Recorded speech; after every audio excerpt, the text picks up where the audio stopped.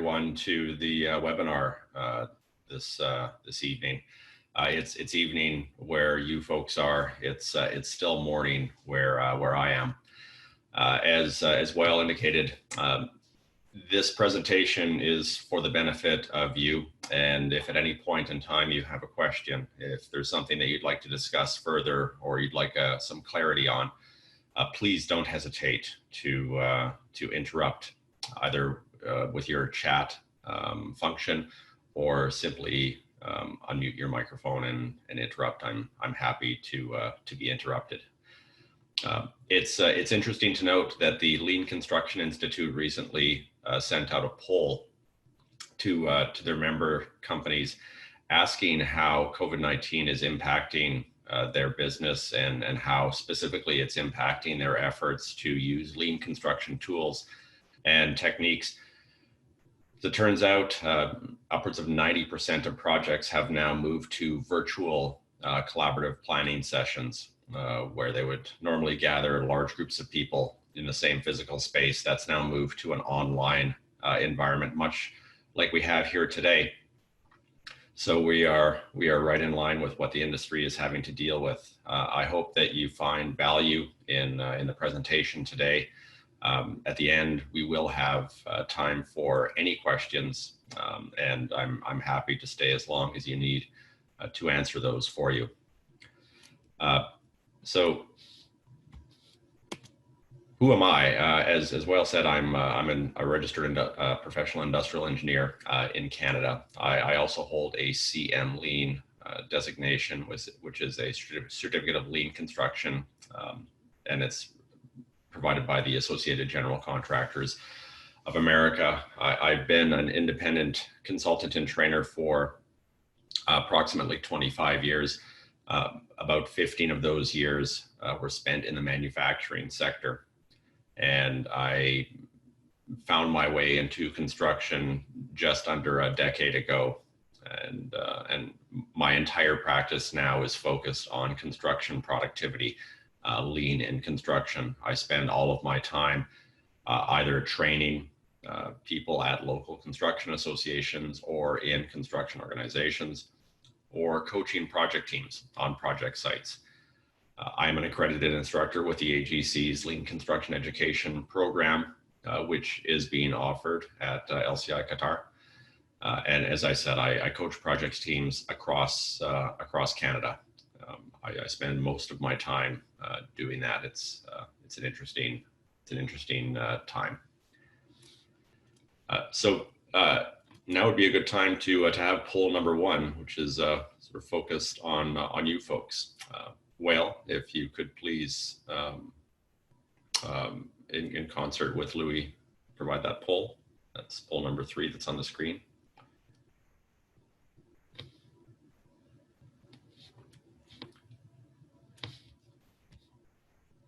There we go.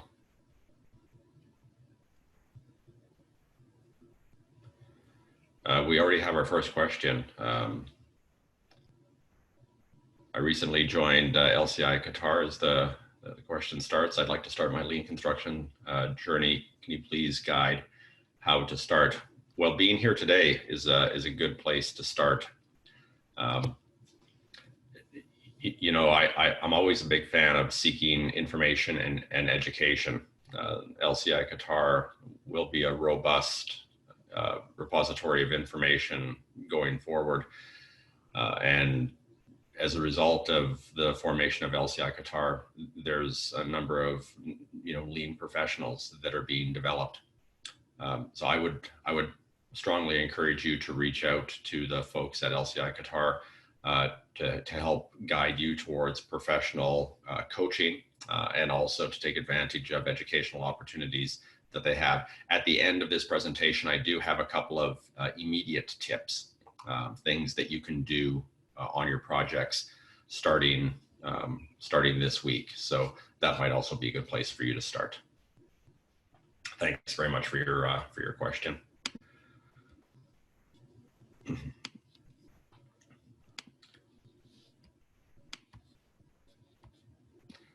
And our poll results are in.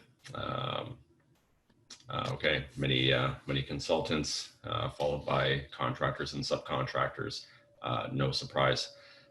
We do have some people that are playing the role of clients in the industry, and I would like to acknowledge, if you would allow me to, I'd like to acknowledge the Public Works Authority, Ashgal, in Qatar.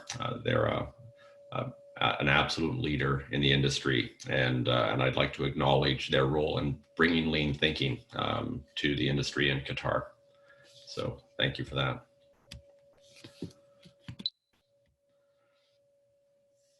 So whenever I start a conversation around lean, it's quite often that we end up discussing this particular Venn diagram. This Venn diagram indicates that you need to compromise on one of these three in order to get the other two in construction. If you want to deliver a good quality project and you want to deliver it on time, do you have to sacrifice cost in order to do so? Or if you're trying to ensure that you deliver on time and you're challenged with budget, does that mean that quality has to suffer? And oftentimes, when I have this conversation with a group of people in a live face-to-face classroom, there's some pushback from the group. Some of the comments are, it doesn't have to be this way. And I agree, it doesn't have to be this way, but that's really not the question that I asked. The question that I asked is, does this actually happen? And, I think it happens more often than we tend to acknowledge. The way that I would like to make this point is by saying, when you're at a point in the project when you have about this much time left in the schedule, how often do you look around and realize that you have this much work left to do? There seems to be a mismatch between the amount of time left and the amount of work left. It's that mad scramble at the end of projects in order to finish close to on time. And in those moments, what I find happens is that project teams flood jobs with labor. They add people, they add resources, they start working overtime, weekends begin to disappear. And in those moments, when we've flooded those jobs with labor, when we've added so many people, at that very point in time when we need productivity to improve, what happens, interestingly enough, is the average productivity on a per person basis actually drops. And it drops because we're working on top of one another, sometimes doing jobs that we're not ideally suited for. We don't spend enough time planning the work because we just need to get work done. So we don't focus on planning the way that we need to, the way that we should, the way that we have to. And when that's happening, we're not focused on job cost. We stop focusing on budget because we're just trying to get out of the project. At those times, we're also not focused as much as we should be on quality. And sometimes that's because people, again, aren't doing jobs that they're ideally suited for. Sometimes we're challenged by the tools and equipment that we have at our disposal. We are rushing, and oftentimes when you rush, mistakes are made. In those moments, safety is also compromised.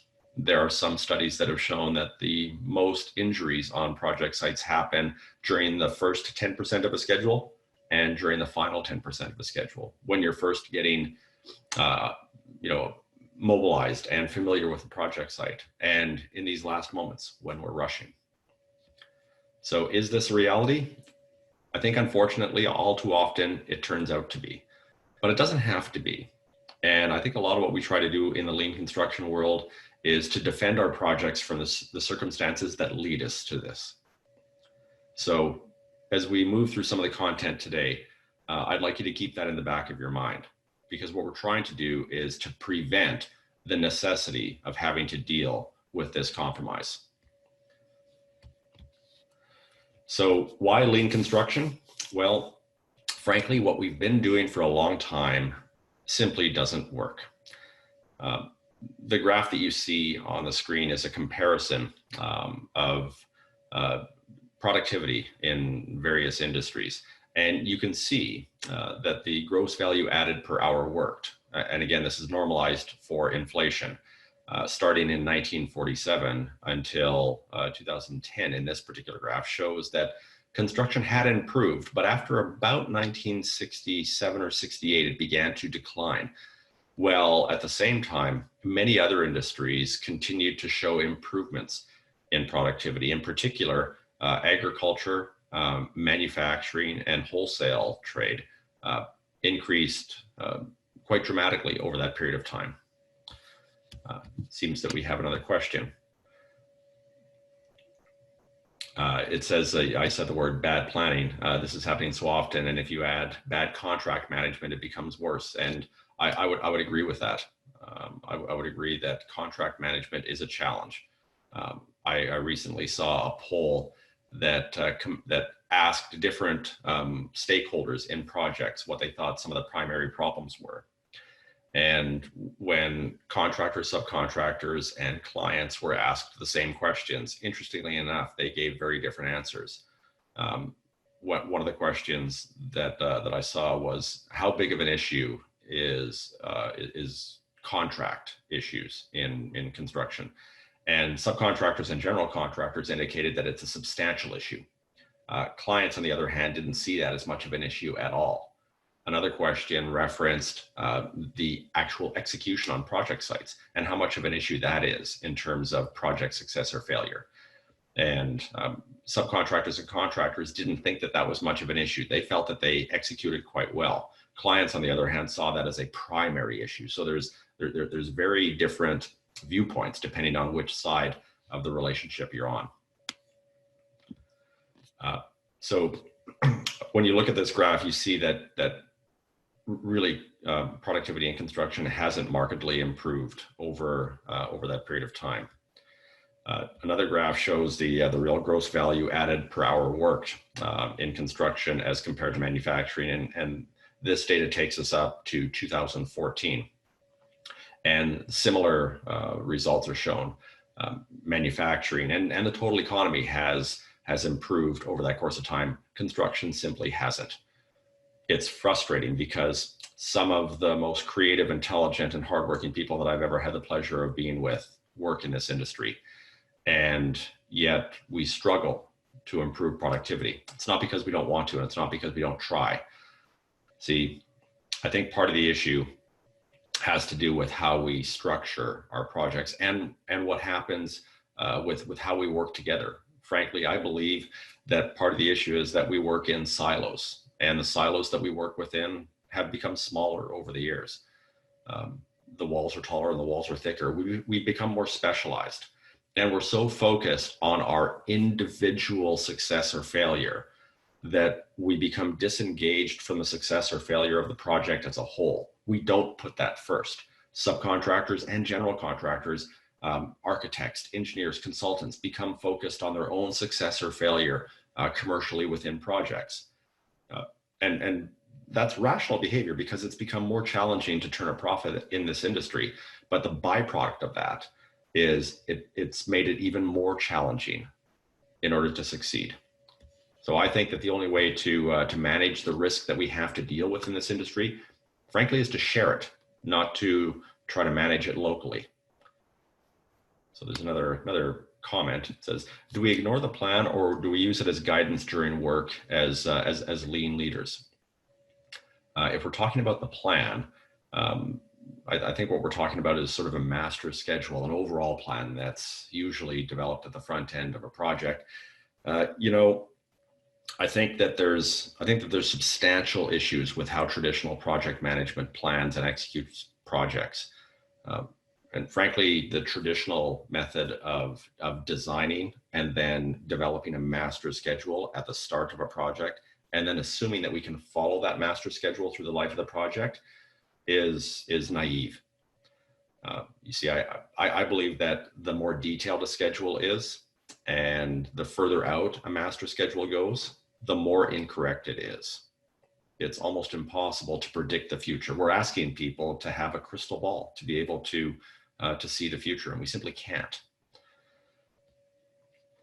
I believe that there'll be copies of this presentation available through LCI Qatar, Yosef. So this is time for poll number 2. If we could have that pop up on the screen.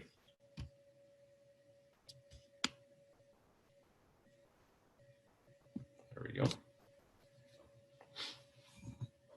Are you satisfied with the available tools and techniques to manage and execute projects? Yes or no? And how have your projects been impacted by the COVID-19 outbreak? I find it hard to believe that that anybody would answer that they hadn't been. It's been a very challenging time for almost everybody globally. So while that poll is taking place, move on to why lean construction.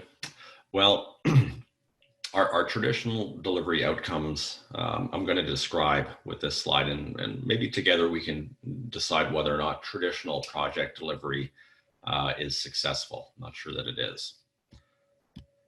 So in traditional project delivery, whereby we have design done in isolation from the construction community, and the master schedules are required in order to award work, and those master schedules are used to guide the work throughout the project. In that environment, risk is really high, and most projects, frankly, are delivered late, and they're over budget. Rework and waste is very high in traditional project delivery. Teamwork is unreliable, and again, because we get into this situation where we're trying to optimize our small piece of the project. What we call that in the lean construction world is local optimization. Customers, frankly, are less and less satisfied, and profit margins are quite challenged. They're shrinking. Looks like we've got a couple of other comments.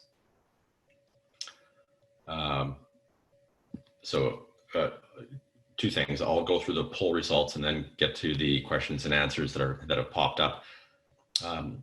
So seems that 64% of you are not satisfied with the available tools and techniques to manage and execute projects. That's not surprised. I'm only surprised that the ratio is as close as it is. There's only a couple of you that have seen no impact by the COVID-19 outbreak, and most see a moderate negative impact. That I think reflects similarly to the construction industry here in Canada.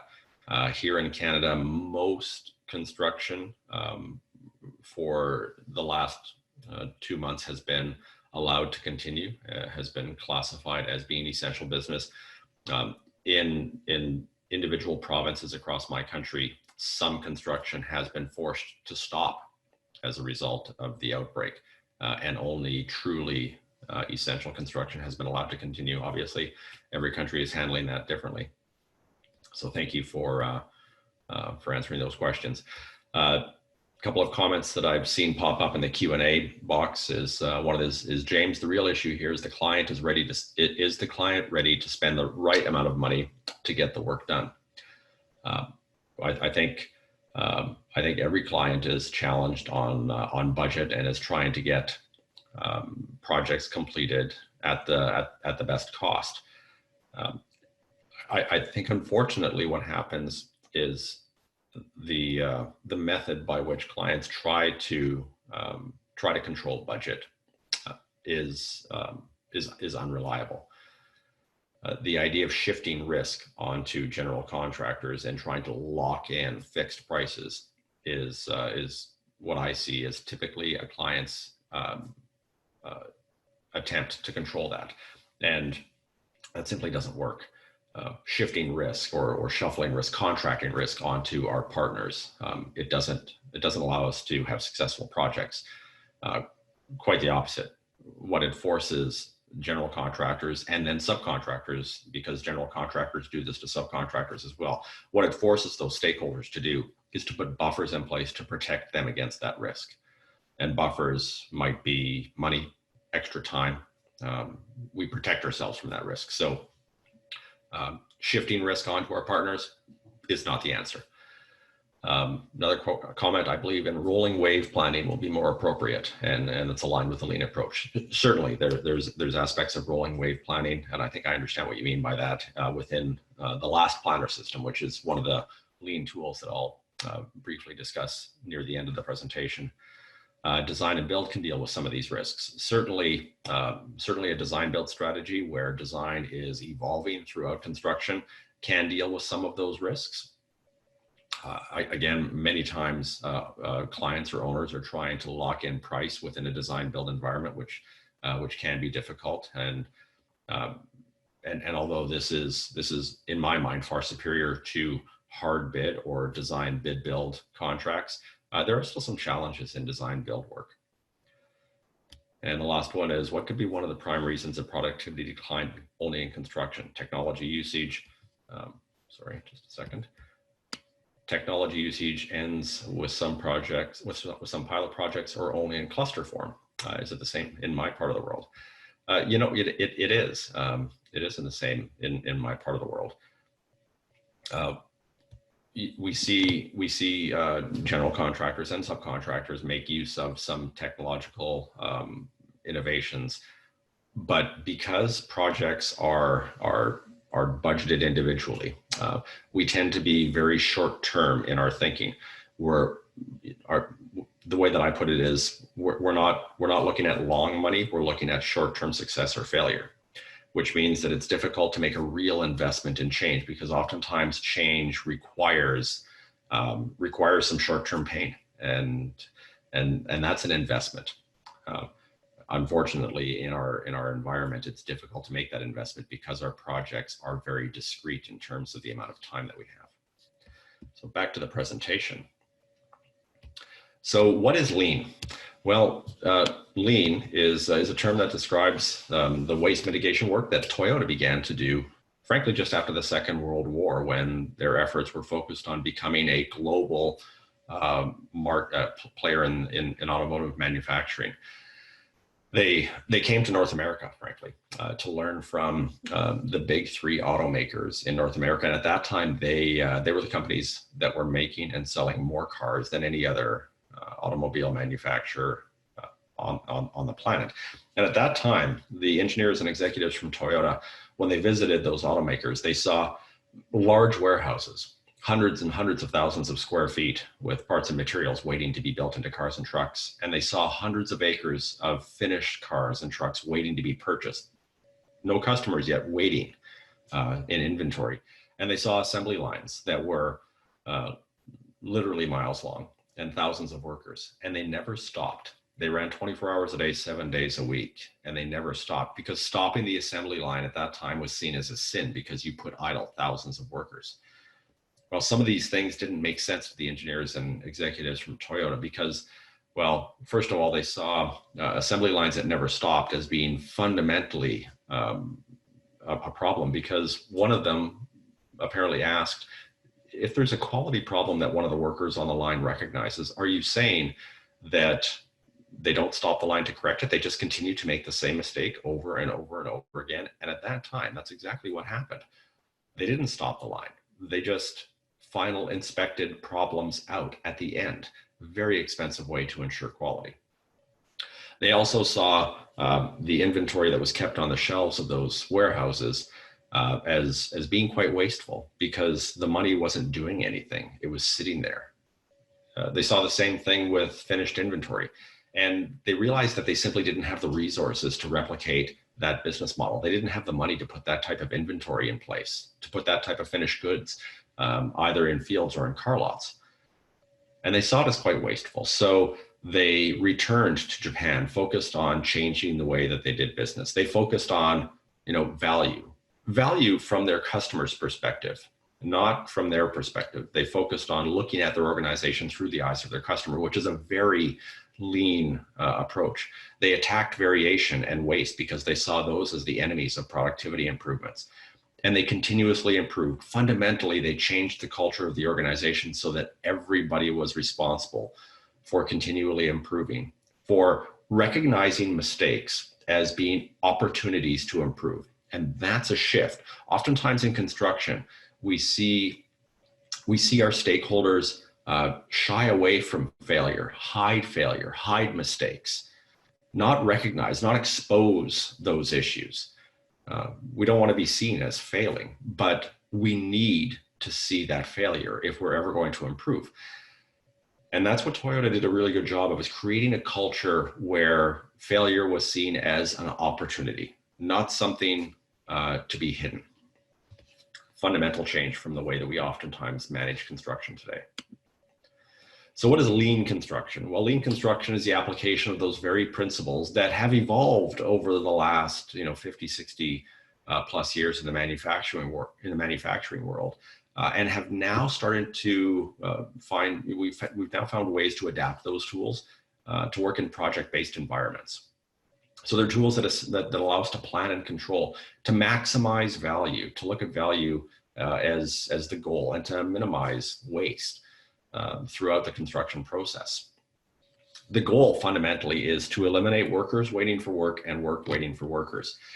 If I could somehow snap my fingers and from this point forward, your projects would never have a situation where you had workers waiting for something productive to do.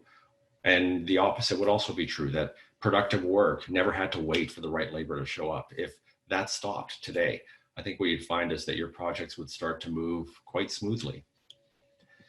And we need to focus on smooth, reliable, and predictable workflow. The lean construction world is not focused on speed. It's focused on smooth workflow. Once you have smooth workflow, once you have control, then we can slowly improve and increase the pace at which we work. But we need control first. Smooth, predictable, and reliable workflow is absolutely the #1 goal. So the impact of lean. This is a study from a study that McKinsey did.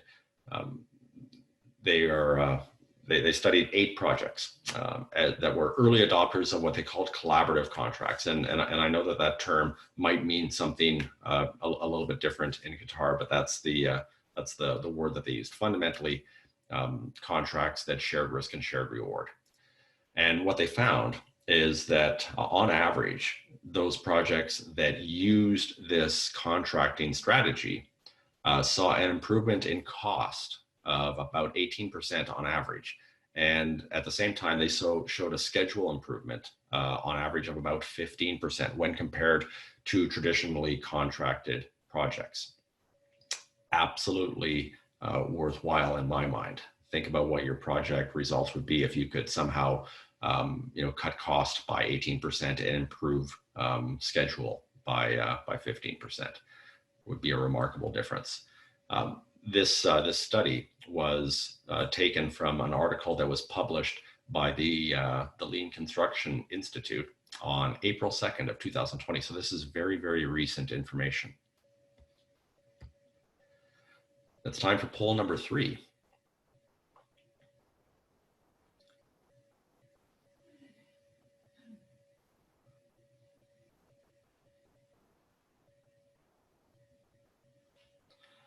While this is going on, one of the questions is challenging the way that we measure productivity, man-hour value, and these types of graphs are oftentimes challenged, particularly by folks in construction, because it doesn't look kindly upon our industry. Please feel comfortable that the measure of productivity in construction and manufacturing is normalized so that we are comparing similar data.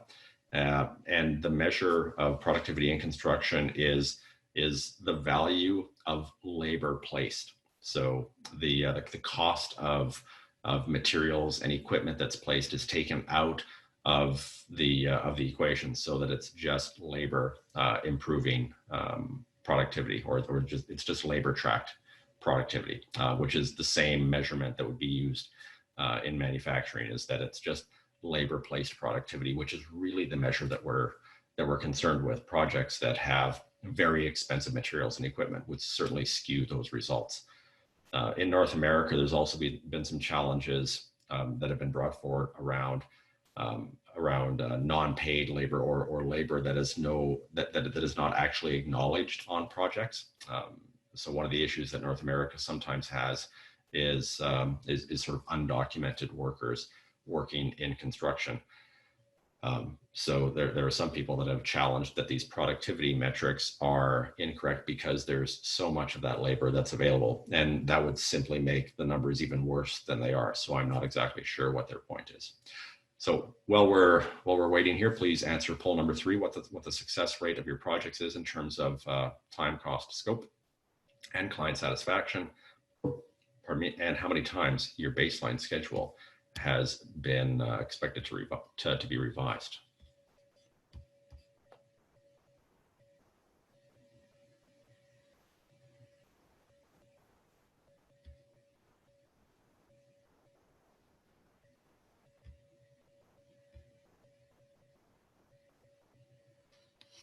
And while you're answering that, I will continue on with our presentation. Oh, here we go with the results.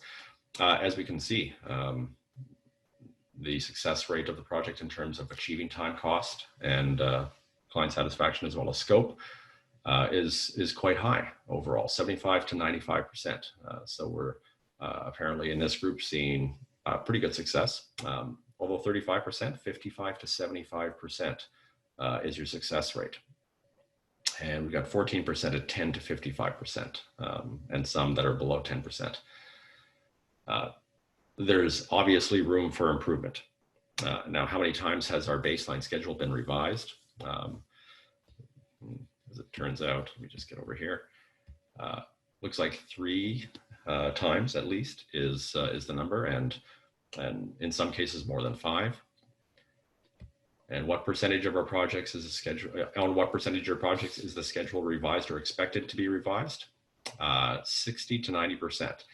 So it's pretty normal for initial baseline schedules to be revised, which is interesting and quite frankly not surprising.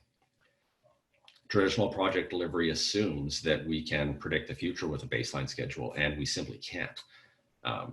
It's an impossible job, but it's one that frankly the industry has normalized over time.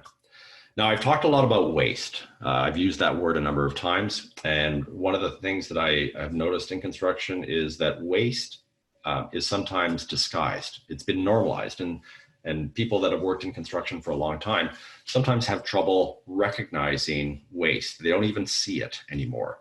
So we're going to go through what we call the 8 wastes in construction. And we can remember these 8 wastes with an acronym, and the acronym is downtime. DOWNTIME. So let's go through the 8 wastes in construction. Waste number 1 is defects, rework, scrap. We make a mistake, we fix it. The reason that it's waste is because when we're doing something a second or a third time, well, we're no longer spending job cost dollars. We're spending profit dollars in order to correct those mistakes. If we have to undo some work and then redo it, sometimes we're scrapping materials.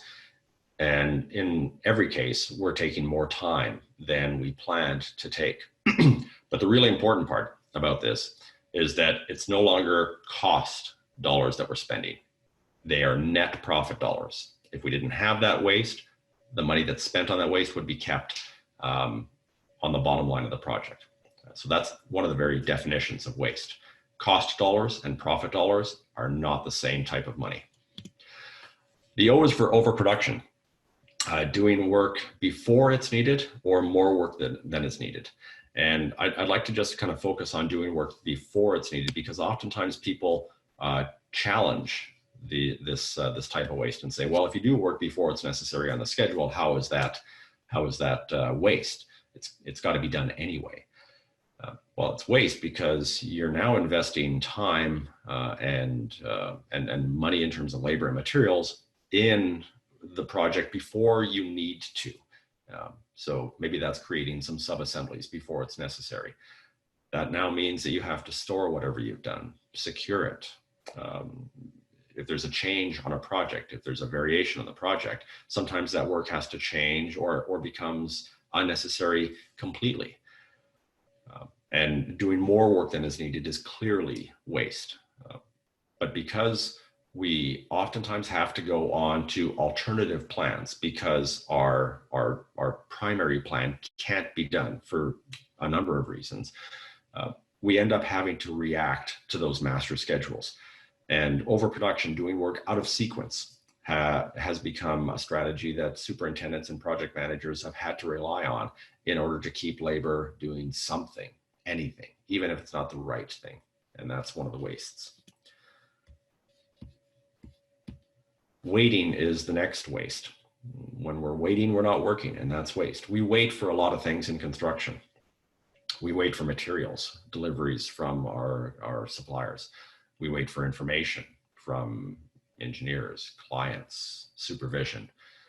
We wait for tools, equipment, for rental cranes to show up. We wait for previous steps, prerequisite work to be completed before we can continue. We wait a lot. And when we're waiting, we're not being productive. Non-utilized talent, underutilizing people's talents, skills, and knowledge. And this is a big one in construction. There's a saying in North America that, we pay for people's hands and we get their brain for free. We've just chosen not to use it. Oftentimes we rely on a superintendent or a project manager to be the only person that focuses on flow and planning and how we execute projects. Well, it's a difficult job when one person is relied upon to gather all of the information for a project and decide what the best plan is for everybody, and then communicate that plan and ensure that people are actually sticking to that plan. We're expecting that one person to know more about everybody's work than they do. And that's completely unreasonable. Why don't we ask the people that are the subject matter experts to help us plan the way that we work? And that's a big part of lean in construction, is getting subcontractors involved in the planning process, because they have the information, they understand how they work together, and they understand the opportunities that are available if they do actually work together. So sounds like we have maybe another question.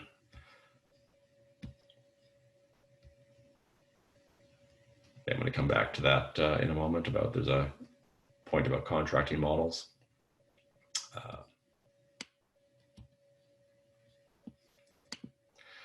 The next waste is transportation, unnecessary movement of products and materials. Now, this is oftentimes around a project site. If we bring inventory to the project site in advance of when it's necessary, if we have deliveries that end up on the project site before they're needed in construction, we then have to move those materials and equipment around the project site. We end up in some cases damaging inventory because we've had to move it. I'd also like you to recognize that the movement of materials from a supplier to a project site is also theoretically considered waste, because it doesn't directly add value for our customer. There's no doubt that we need to move materials from a supplier to a project site, but it doesn't actually add value for the client. So it's technically waste, which means that we need to consider how to minimize that cost, or at least understand that it's not a value added cost. One of the questions that's just popped up is, do your questions that you're asking in the Q&A box bother me?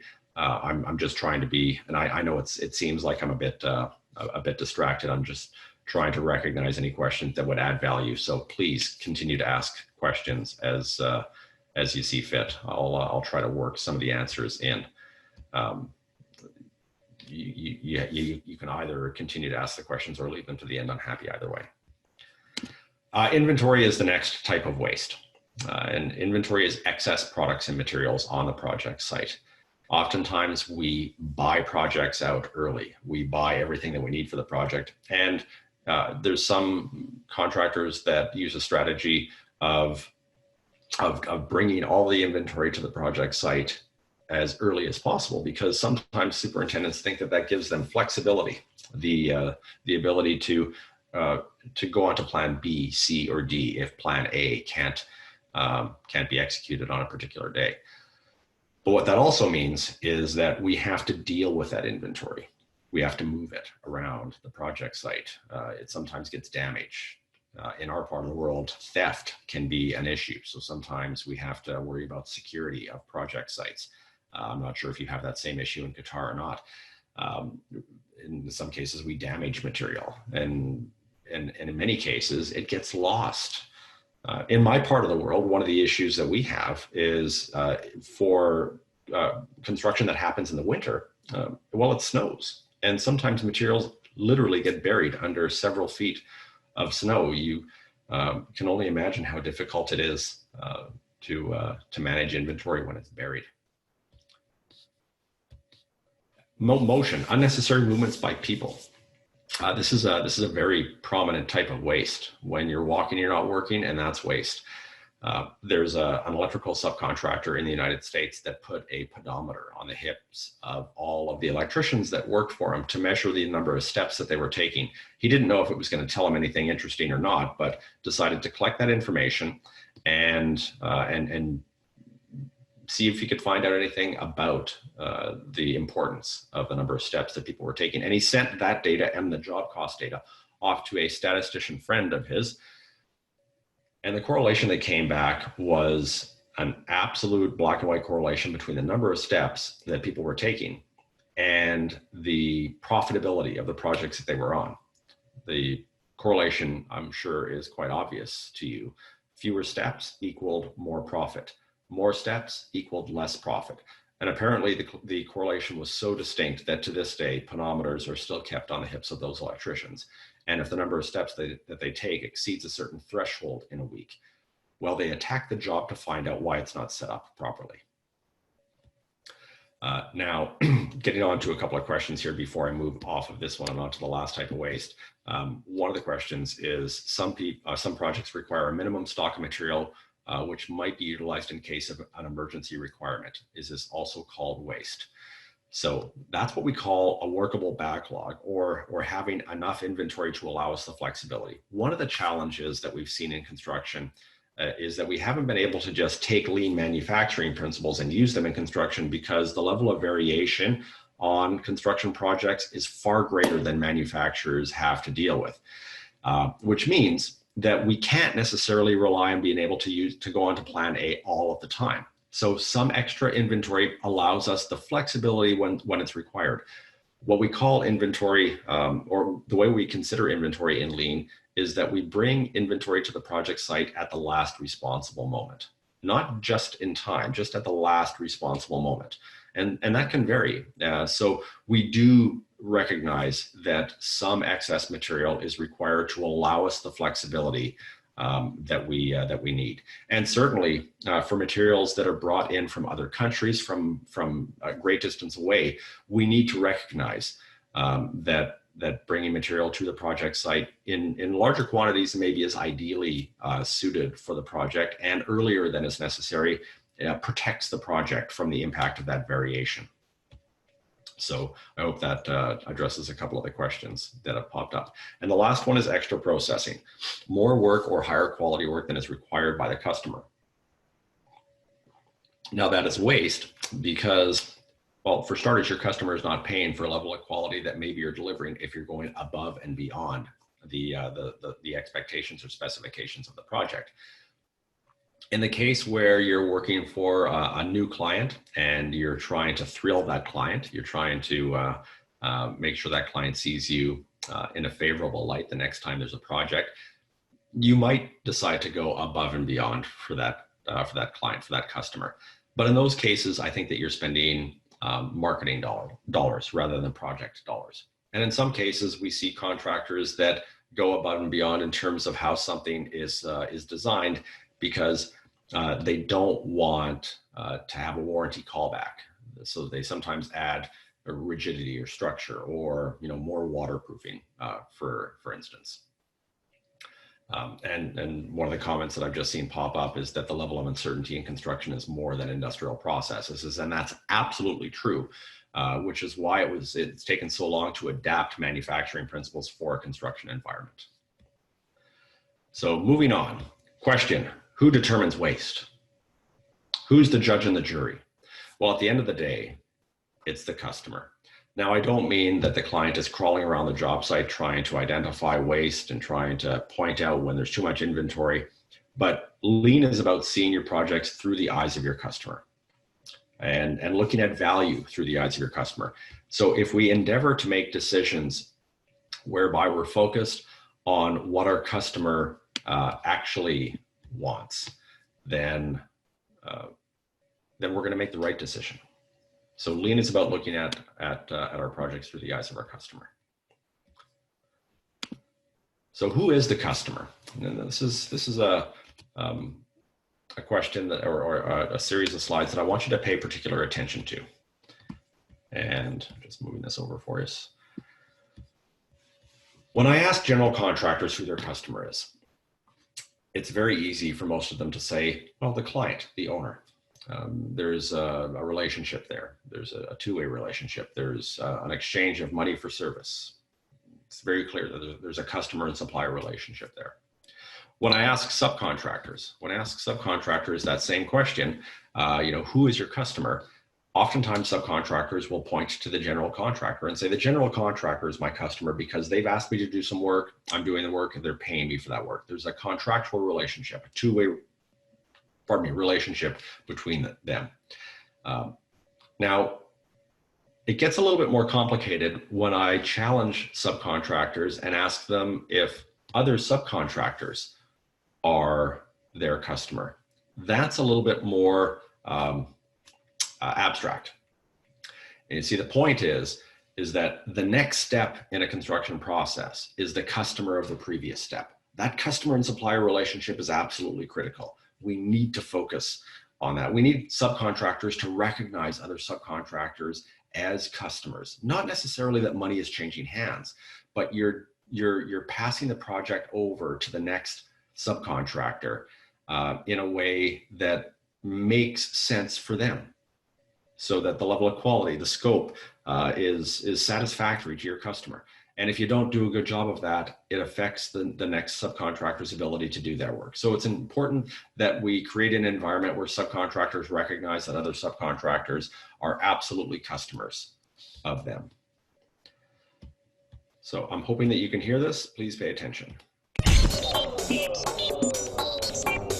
For the first time, Japanese researchers have conducted a real-life experiment that shows how some traffic jams appear for no apparent reason. They placed 22 vehicles on a single track and asked the drivers to cruise round at a constant speed of 30 kilometers an hour. At first, traffic moved smoothly, but soon the distance between cars started to vary and vehicles clumped together at one point on the track. The jam spread backwards around the track like a shockwave at a rate of about 20 kilometers an hour. Real-life jams move backwards at about the same speed. So the reason that I showed you a video of cars going around in a circle is to act as a metaphor for construction. You see, when those cars were going around in a circle at the same speed with approximately the same amount of space between them, everything was fine. Traffic moved smoothly. But when one car tapped the brake, it affected the car behind them. They had to tap the brake a little bit harder, and so on and so on and so on. There was a chain reaction that happened. A similar thing happens on construction sites. When one task starts a little bit late, or takes longer than it was supposed to, finishes late, or doesn't complete the entire scope, makes a mistake and requires rework, well, that impacts workflow. And those small changes, those small interruptions, well, they cause a chain reaction in our projects. And one day turns into a couple of days, turns into a week, turns into a couple of weeks of delay, and it stacks up, it adds up over time.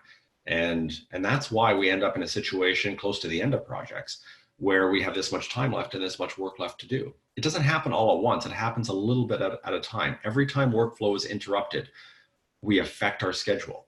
Now, why does this happen? Well, it happens because variation impacts our projects. Now, I know that variation is oftentimes seen as a change order. So in my part of the world, change orders are when a project has a change that has to be approved and estimated. It's called a variation order in Qatar. That's not what I'm talking about. Variation is a series of ways that projects are impacted. And variation can take on a variety of forms. And oftentimes variation is seen before tasks are ready to begin. So I want to talk about that. When we look at this slide, every activity requires a certain set of inputs before that task can begin. And we can remember the types of inputs that construction tasks need with the acronym DPR: directives, prerequisite work, and resources. Directives might be information, drawings, scope, specifications, permits. It's information that we need before we can reliably start a task. Prerequisite work is obviously one step being done before the next step can begin. And resources are materials, equipment, tools, money, labor.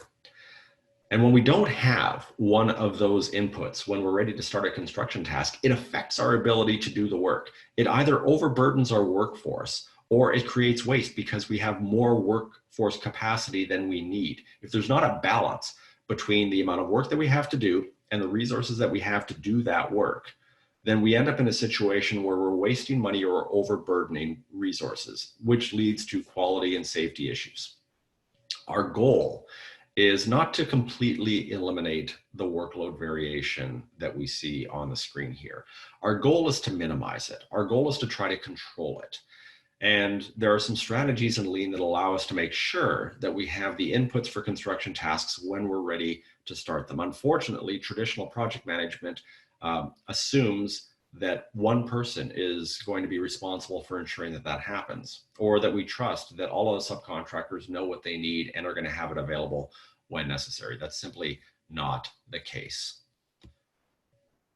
So some sources of variation that you can pay attention to is that rework, obviously scrap, poor housekeeping, it's a source of variation, setup time for equipment, delays in delivery from our suppliers, the wrong tools being used, training issues, information that isn't complete, weather, an uncontrollable source of variation, changes from our customers or clients, absenteeism on the work site, which is becoming more of an issue, errors on drawings and engineering, incomplete previous work, and what we're dealing with right now, COVID-19.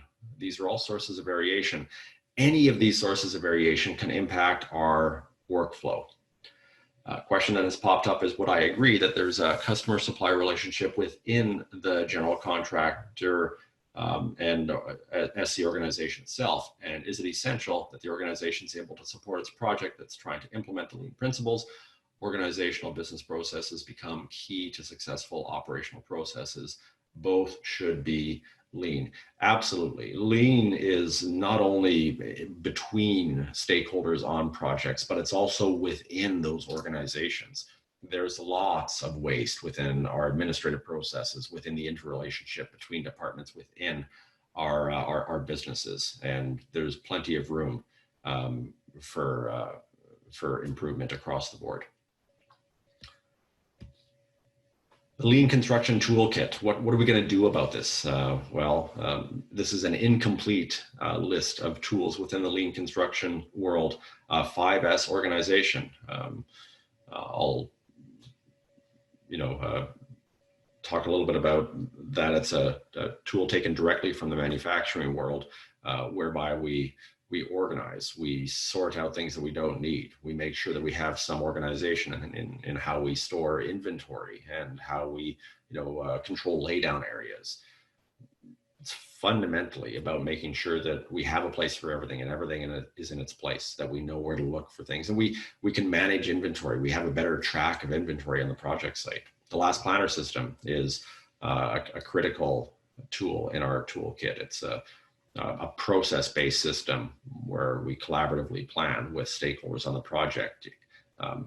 One of the participants mentioned rolling planning. It's a similar idea to that. Reducing batch sizes. Instead of working in large batches, we try to work in smaller batches. And there's lots of production theory that shows that smaller batch production is more efficient than large batch production. Sometimes that's counterintuitive. A value stream mapping, that's a strategy that allows us to find ways to improve processes within organizations, focuses on maximizing the number of steps or the amount of time and energy that we spend on value-added processes while trying to minimize non-value-added processes. Tack time, trying to create a situation where our construction tasks take similar amounts of time so that we have a flow of our production system. IPD, or integrated project delivery, a contracting strategy that I consider to be the lean ideal, whereby key stakeholders are engaged in projects before there's ever a conversation around estimating or quoting work. So we formally engage contractors and subcontractors, engineers, architects in projects before design even begins. And those stakeholders are allowed to influence design throughout the process. There are then, opportunities to share risk and share reward, where we have pooled profit at risk, so that there's an incentive for stakeholders to work together. And there's certainly some pain that we'll all feel if we don't. Integrated project delivery is a fairly complicated idea in terms of contracting, and has typically been used and reserved for large capital projects, although there has been some work that has been recently done within the Lean Construction Institute in North America to adapt that to smaller projects. Just-in-time delivery, Kanban are tools that we use. A3 problem solving, target value design, plan, do, check, act. So if we're getting short on time, and I appreciate that there's been lots of questions, I'd like to just reserve the balance of your questions to the end of the presentation at this point. Now, let's talk about COVID-19. How do we mitigate the effects of COVID-19 in these times? And how does Lean help us do that? Well, one of the ways is to use prefabrication methodologies to reduce hands-on work, to take workshops off of project sites, and allow us to bring sub-assemblies or large assemblies in some cases to project sites. And you can see that the picture here is some sub-assembled members of construction that have been pre-assembled off of the job site, likely in a controlled environment, and brought to the job site already done. And we can see other evidence of this with plumbing sub-assemblies, HVAC sub-assemblies. We try to take fabrication off of the job sites so that there are fewer touches of material. We know that COVID is transferred through droplets on surfaces, and then those droplets making their way onto our hands making their way to our face. So prefabrication allows us to do that. Some other ways that COVID-19 can be mitigated is with better planning, so that we can make sure that workers have exactly what they need the first time, so that we're not going back and forth, that we can coordinate how we work in common areas better, so that we can have some social distancing that protects us. But again, that requires a higher level of planning than oftentimes we do. We can stagger breaks, we can ensure that happens, and plan the way that we execute our day.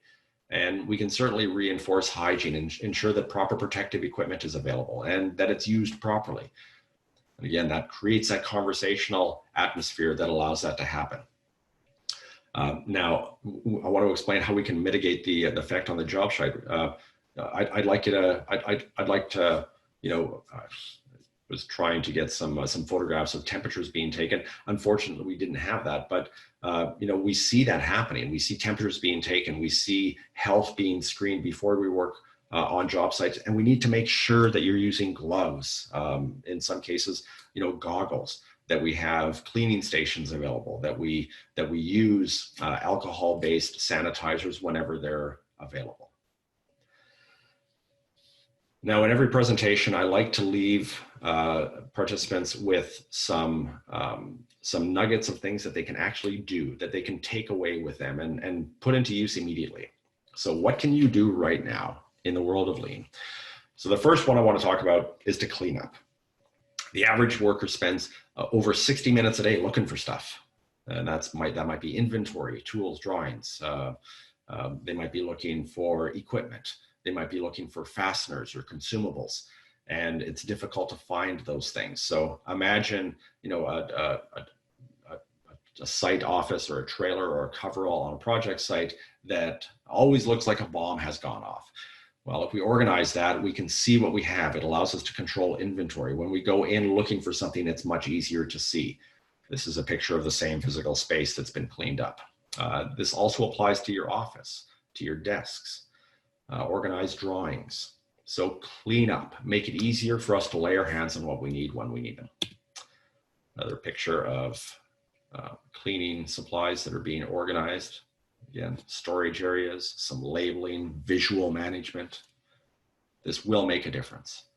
Next, look ahead for constraints. Oftentimes we are reacting to projects. So rather than reacting to projects, I want us to focus on planning ahead.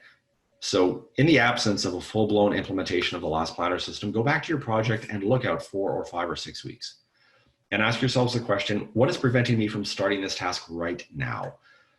And whatever that answer is, those are constraints. Those would interrupt workflow. So focus on getting those cleared out of the way. Shield workflow from those constraints. It's going to make a difference in how your projects flow. And lastly, seek education. And that's certainly one of the things that we can rely on LCI Qatar to help us with, is providing education. Webinars like these, and when we're able to, in-class sessions. Education is a primary strategy that's important in the world of lean in construction. We need to educate the masses. We need to change the way that we think fundamentally. And that, folks, takes me to the end of my content.